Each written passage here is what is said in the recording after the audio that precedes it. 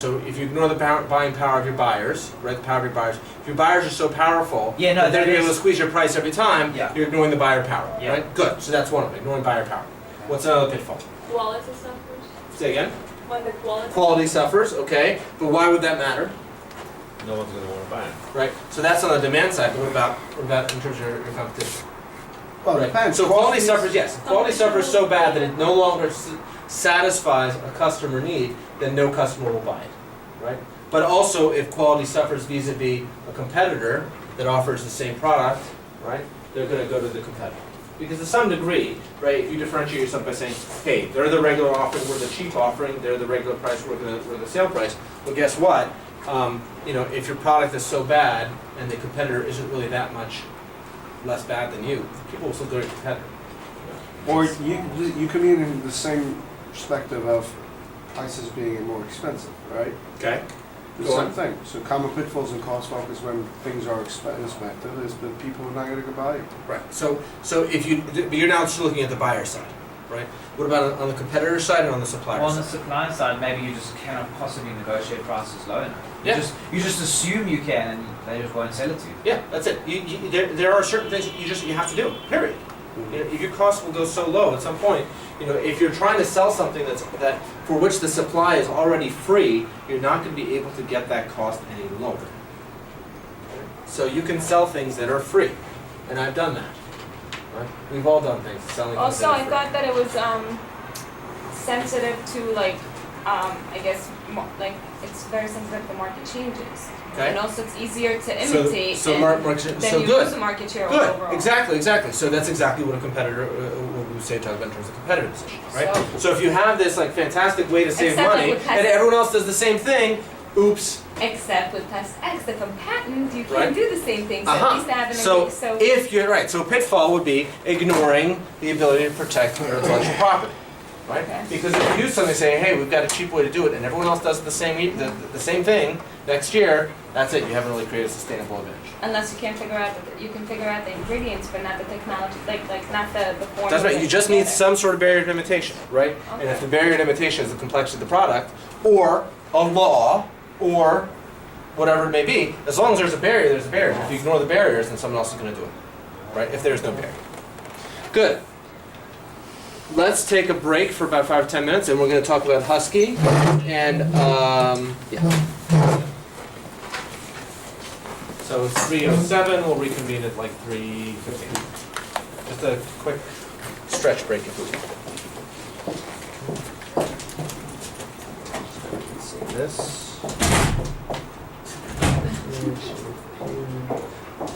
It's like itchy and scratchy. Yeah.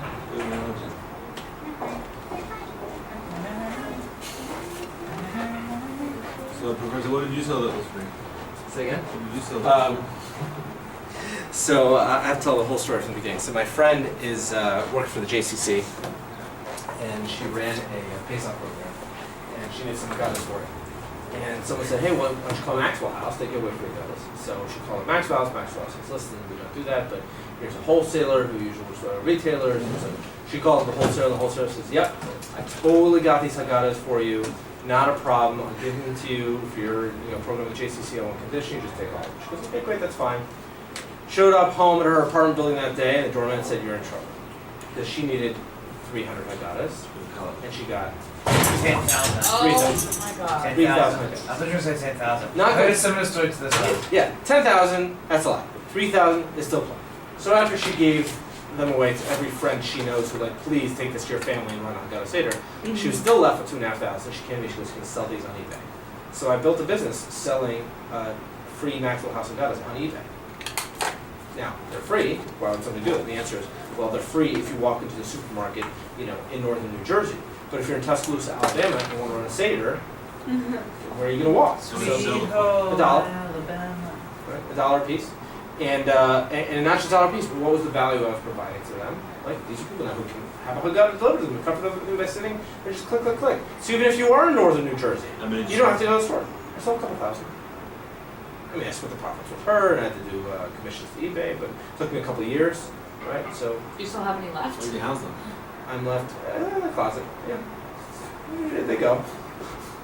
No, I don't really left. This story's about 5 or 6 or 7 years old, but the more than that. But yeah, Well, I you sold want to a buy lot. some?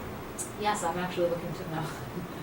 You know, it's funny. 180. I packed them away in so many different places that every now and again I would like find another box. Like I thought I sold all of them, and sure enough, I found another 100 in the back of this closet, another 50 in the back there. So it did take me a couple of years, but not because I just ran out, but because every year I thought I'd run out and have to do it again. And the thing about Haggadah is like it's a product that really isn't spoiled, right? So if I don't sell it, if I just sell it, That's also not It's like entirely matzah. true. People lose them, they spill wine no, on them. but for me, it's inventory, right? I can put them in the Yeah, closet oh, as yeah, long as fine. I don't need, The for sure. 2013 edition is the same as the 14 edition. Right. Well, except the Maxwell House The front cover. about 3 years ago changed it for the first time in 70 years. Correct. Oh, yeah. Right. So So now you have an antique. now I have an antique, which on eBay has a different value. But So you but charge more than $1 now? I got rid of all of them already. But the ones that even I saw, one of them was crazy. I wonder if they could have sued you. For what? For selling a product I that wonder. yeah. On what basis? For selling something that's free? This is the United States, they'll find it. You can go on eBay right now and buy coupons that somebody clipped from their Sunday paper. And they even write in the fine print, you are not buying the coupon, you are actually paying me for the service I give you by finding it and mailing it to you. Because they don't want to be excused of selling something that's actually free. But that's the that was That's a fun. good look, idea. I wasn't out there trying to make a ton of money. I was out there trying to in the end it was actually kind of doing a mitzvah about all those people who didn't have a gun. Oh, now And now- card. And we gave some of it to Tzedakah, not to worry, but Just doing a favor for the humanity. I tried. We did It's okay. a great idea. It wasn't. It was. I fell into it. It wasn't even an idea. It was just I'm a guy. I like to sell things on eBay. I sell things on eBay. Sold my childhood toy collection. Made $400. Whatever it is. I thought my mom didn't throw it away, but I found my Game Boy and Game Gear in my house. It's just. I bet she threw it It's away. just a hobby. A, it's a hobby. B, it's not actually that much money if you think about the time value of labor. Because it's okay, I would spend 15 minutes packaging these things and for a couple bucks. I'm what? It was fine as a hobby. When I would need hobbies. But this is I'm not realizing this story is older than I'm Please admitting. tell her you'll buy pest eggs. Please. I'll buy her pest Tell her you think it's the best Pest product. eggs? No, pest X. Pest Because it gets rid of pests. X. Just tell her you'll buy Swear it. to God, if I hear Tell one her more you'll thing about pay pests, $1 million. I'm gonna spray it on her. Does it work on humans? Does it work on humans? Does it work on all pests? All types. What am I doing now? I'm supposed to I'm snacky. I need a snack. Alana probably has. Mm. Izzy has because he came to my office this week. Oh, okay. Oh, did you guys work together? Yeah. It's 59 less. That's Bloomberg, right?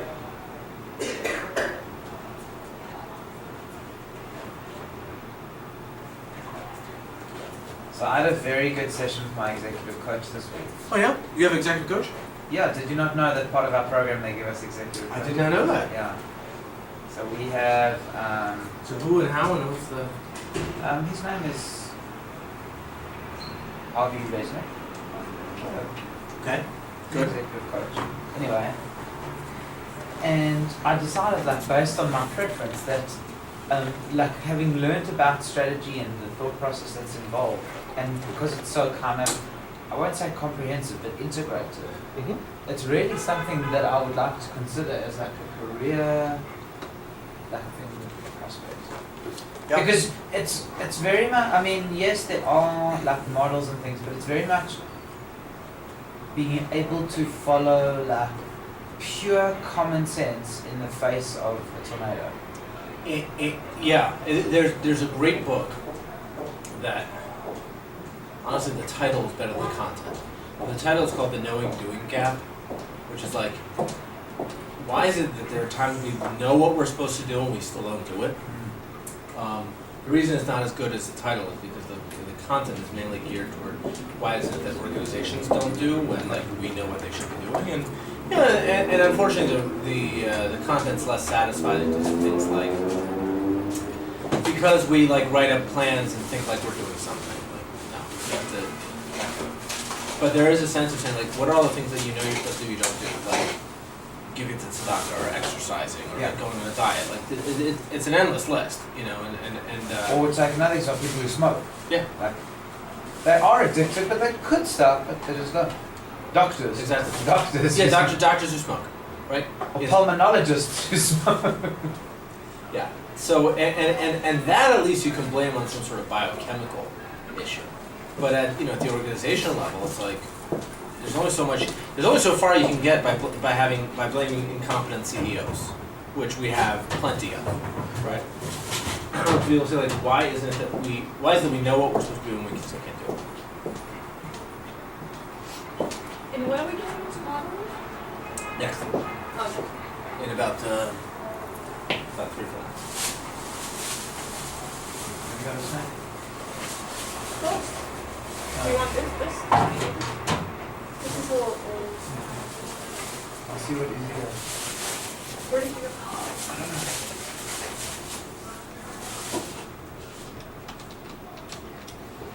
Make it 10 minutes. All right, 3:16. That was not 7 minutes, guys. Just stop. All right. So today, Just do it, I'm telling you. I will.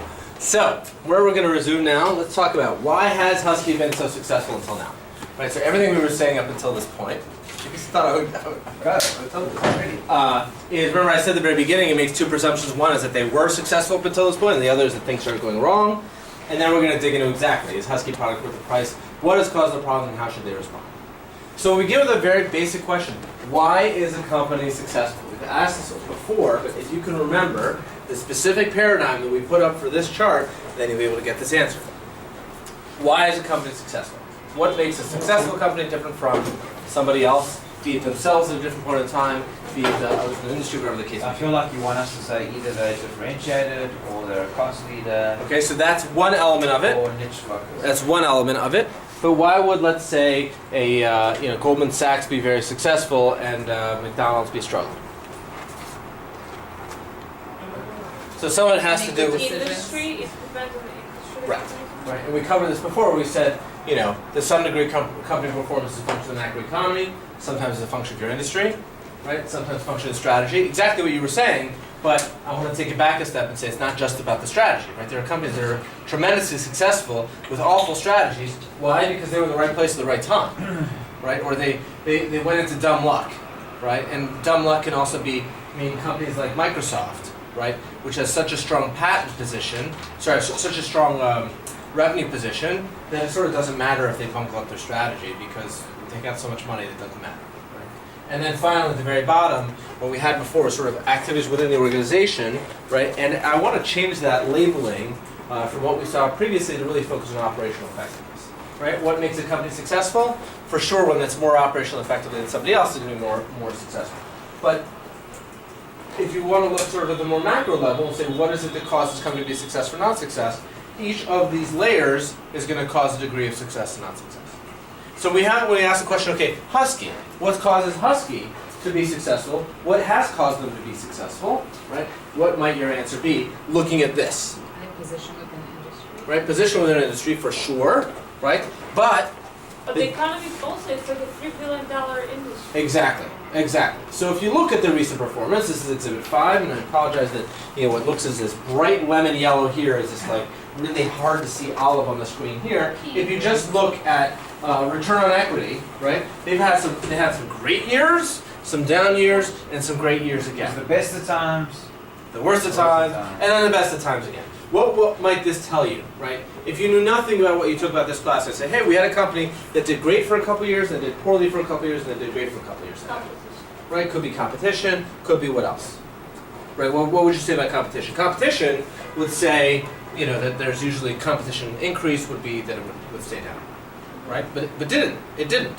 They There already pushed went past shut up it. again. Say again? Maybe they pushed past it. They pushed past it, right? So maybe Differentiated maybe themselves some more. major organizational change that occurred right around here, right?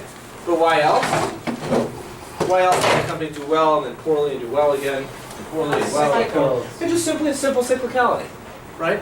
Sometimes, right, especially for a company that's reliant on things like the oil and gas industry, right, you're going to have some cyclical success, and you're going to have some cyclical lack of success. And in Husky's case, for sure, they have this great premium strategy, but you have some years in the middle where they didn't do so well, and you could, at its simplest, this is probably just due to cyclicality.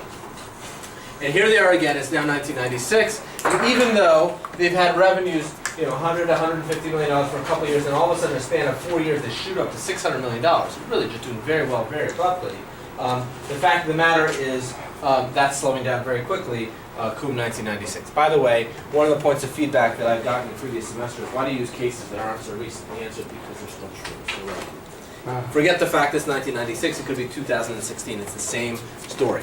Right, the only difference is you can't quite lean on current events. But you gotta admit, the reason why they did 600 million so well the last at 1999 Right. is because they did something well. It's not just because of the business. It's No, just for sure, they have somehow created a loyalty towards expanded in various countries. Yep. But that comes down to the previous slide that I showed before you walked in the room, which is that your success is a function of these 4 levels, right? Sometimes it's being the right place at the right time because of the economy, right? Sometimes there's industry structural elements, and sometimes there's strategic elements, and sometimes there are operational elements as well. And of course, you only ever see the bottom line, right? And so, of course, the managers of the company always like to say, when things are well, it's because we're super efficient, and when things are bad, they say, oh no, it's because the weather sucks, right?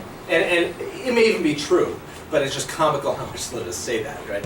Always blame yourself for credit yourself for successes and blame the economy for your failures. Great way to avoid having to do anything, but unfortunately, it's not always true. So at the industry level, these are really 2 different industries. Now I'm going to skip doing the 4 or 5 forces for you and just do it. Sorry, skip making you do a 4 or 5 forces instead. I'll do it for you. Right? There's really 2 industries we're dealing with here. One is the machine industry, and the other is the mold industry. Right? How much power exists in different places?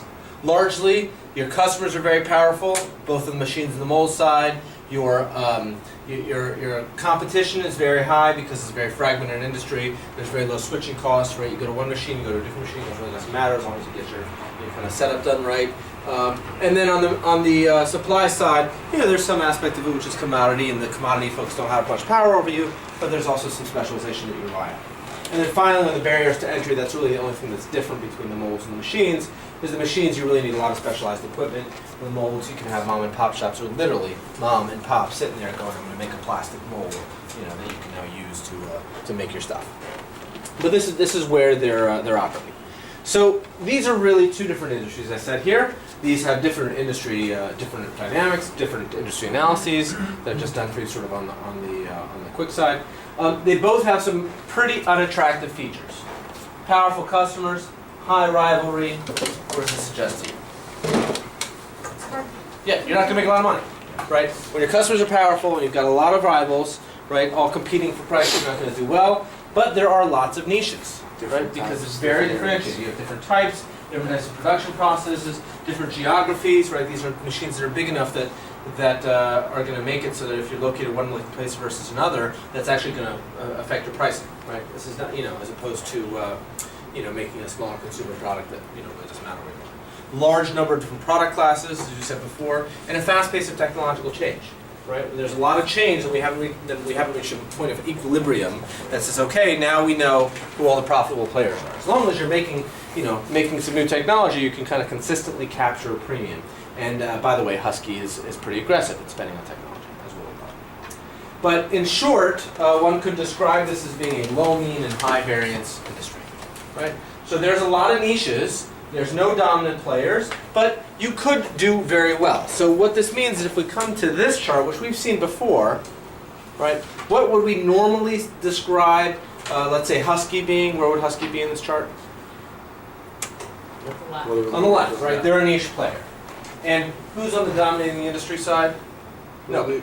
Right? There are. Well, there's someone that. There's not really anybody who's like the machine maker, right? So there's really this is an industry that's made out of a whole bunch of different niches, and if you try to grow beyond that, you can, but you're inevitably going to be stuck with some less profitable. So when you look at a chart like this, recognize that where you see about founding niche is really just an average, because you could be in a niche and it'd be a very unprofitable niche. I mean, the average of all these points is still above average profitability. But you can have some niches that are very successful and some that are very unsuccessful. But being a niche doesn't guarantee profitability. So we'll go with that thought. Cheers. Good. All right, we've seen this before. But now here is Husky, and they're now trying to sell their product, right? We've seen this before. They sell their product, they have these costs, and their profits, right, come from the fact that they differentiate their activities. What are the differentiating activities? What does Husky do different? Yeah. They do custom. The custom. Good. What else? What about their corporate values? Oh, yeah. Right. They Tell- care and They care. Good. What else? Best quality, very environmental. technology efficient. Yep, they're paying attention to that kind of thing. They're paying attention to that. They deal with the more complex molds, right? They're not dealing with the simple molds. They make both the mold and the machine. This is not common, right? Typically, it's just one separate. Global reach, right? By being a big enough company, right? Now, all of a sudden, if you're a global manufacturer, you want to have a standard machine worldwide, you need to have a supplier, which is to say, a Husky that's also worldwide.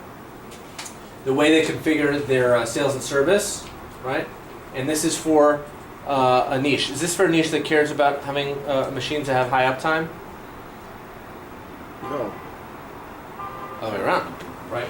If I have my iPhone and it breaks for a couple days, that's annoying, right? If you are a manufacturer and your plastic bottle machine breaks for a couple days, you're shutting down your entire thing. So they really you know what? These machines better work, right? Or we're not happy. Now, what does Husky look like vis-a-vis their investment in technology? Huge. Huge. Why? Because they always want to stay on top of the game. Right. So what does that mean to stay on top of the game? Is to create the highest, fastest, most efficient, and Good. Price. No, you're 100% right. Now translate this into the strategy terms we were speaking about in the previous activities. Technological investment represents a cost that They're willing to pay. they're willing to pay because when they after spending that cost, They make them. they recoup it back by virtue of the fact that they're not just spending money to be a high cost company. They're spending money because they're expecting to make it back, right? And that making back is in the form of a more productive, more efficient machine that that customers will pay a premium for. And then finally, there's the make versus buy side, right? We talked about this a few weeks ago, right? What are the things they make? What are the things they buy compared to their competitors? Not exactly the same. This slide, I'm not going to go into it because it's what we've already seen. But again, the notion of there are certain things that they make versus buy, right, vis-a-vis the parts of their equipment, and there are things that they do for their downstream competitors. Cultures and values, we'll talk about as well. But now let's talk about calculating willingness to pay for the product. Now, why is it interesting to do this? Why is it easier in some ways to do this for Husky than it would be for, say, somebody buying an iPhone? I touched this a little bit earlier today. But why? How is it that we can calculate exactly how much a customer is willing to pay for a Husky machine? Depends what the alternatives are. Right, because and do we know what the alternatives are? For this Yeah. competition. So whatever, if competition is charging $1 and they're charging $1.50, Right. then and it's not something that really Huge makes a difference. difference. Exactly. then I'm more likely So to- on the end consumer side, when we think about each other, right? We think about how happy a product makes us, right? Seriously, from a utility standpoint, right? Why am I buying an iPhone instead of a dumb phone, if you will, right? Because I'm gonna be happy. It's gonna make my life better. No, but Am I I don't quantifying think they're it? No. offered anymore. There are no dumb phones. You'd be surprised. I bought one last week for my daughter. No. Yeah. What do you just mean not a smartphone? Yeah. I mean, non-smart. You know, That's they it, dumb came phone. out with the slang. Now it's a generation of smartphones and dumb people. We're getting there, right? So, first of all, there's that. So, second of all, when you are purchasing for an organization, are you purchasing for your own behalf? No. No. So, a corporate customer who's buying a Husky machine, right? Let's say you work for a plastics manufacturer. You need to buy a Husky machine, right? How do you figure out how much you're going to pay for it? What's it worth to you? But it's not what's worth to you personally. It's not what's worth to you. What's worth to the company. Okay. Right? Well, that's why. The difference is for yourself. You don't have. Nobody cares but you. What's it worth to you? For the company, when you work for a company, the rest of the company, be it the accountants, the managers, your colleagues, who would take your job if you leave, right? Care about how much it would cost you, so you have to justify those costs a bit more. Not to say the same willingness to pay process exists. The only difference is you have to justify it a little bit more when you're not buying it for yourself and you're buying it for somebody else. Right? So what corporate buyers are doing. And by the way, we also have this notion of buying for an average customer versus for an individual customer. Right? Different customers are going to value a Husky machine differently. And so the willingness to pay calculation is going to be different. So we're going to take how much a willingness to pay calculation could be made for an individual customer, right? But not necessarily, for an average customer, but it might be different depending on who the customer is, right? So somebody making bottles might not be the same thing as somebody who's making, ashtrays or whatever the case may be. Right, so now, let's get our spreadsheets and we'll actually begin to make some of these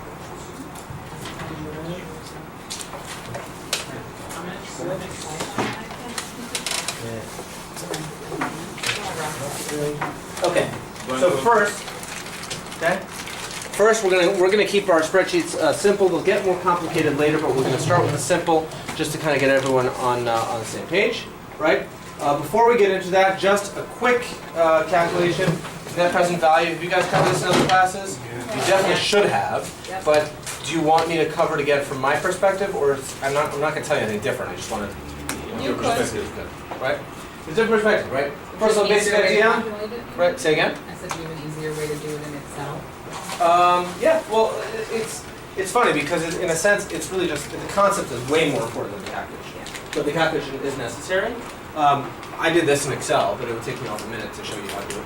We can do it in a few minutes. But the more important thing is just remembering some basic concepts. Like, first of all, $100 worth less. $100 tomorrow is worth less than $100 today. Right, that we know. How much less? Right, we use this thing called R, which is the interest rate per unit of time. Typically, it's not per year. Right, and the net present value in a particular year is, if it's 1 year, then it's whatever divided by 5% to the first power, divided by 5% to the second power, third power, so forth.